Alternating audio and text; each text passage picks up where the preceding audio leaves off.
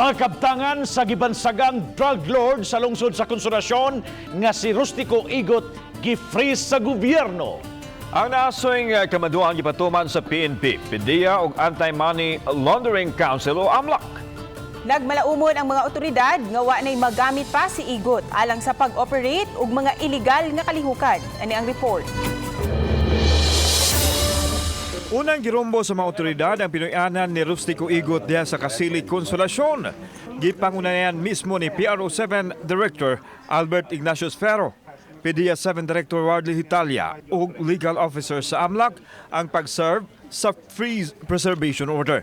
Kini aron dili na magamit ang naasoyng propiedad sa illegal nga kalihukan. Hinuon sirado na kini human madakpi sa niaging tuig ang nagpuyo nini nga si Jocelyn Encila ang giingong drug queen. Kahinumduman ni ato Marso 3 tuig 2019 nasikop sa joint operation sa Cebu City Police Office ug Konsolasyon PNP.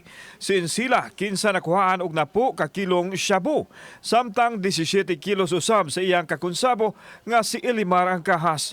Nasutang ang duha sakop sa Igot Drug Group nga gipanguluhan ni Rustico Igot kinsa tuana sa National Bilibid human nasitnisyahan sa kasong drug trafficking. Remember, Igot was arrested by PDEA, and when he was incarcerated, he was able to come up with a masteral degree in drug trafficking. This is actually in preparation for the ultimate filing of the civil forfeiture case, and it's only after the completion of the civil forfeiture proceedings and in the event that the court finds preponderance of evidence that indeed the property is related to drug trafficking, that the same will be ordered forfeited in favor of the government. Samtang gisunod usab sa pag-freeze ang tulo ka andanang building ni Igot sa barangay Hugan. Wala usay mga tao nga nag-okupar apan gibutangan gihapon og paskin sa mga otoridad. Our message here is to inform the public that that the government is serious, of course, in going after the illegal proceeds of this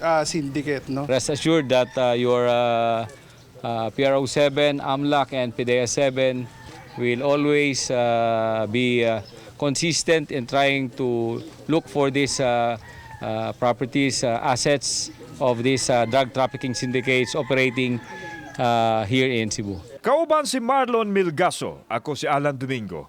Balitang Bisdak.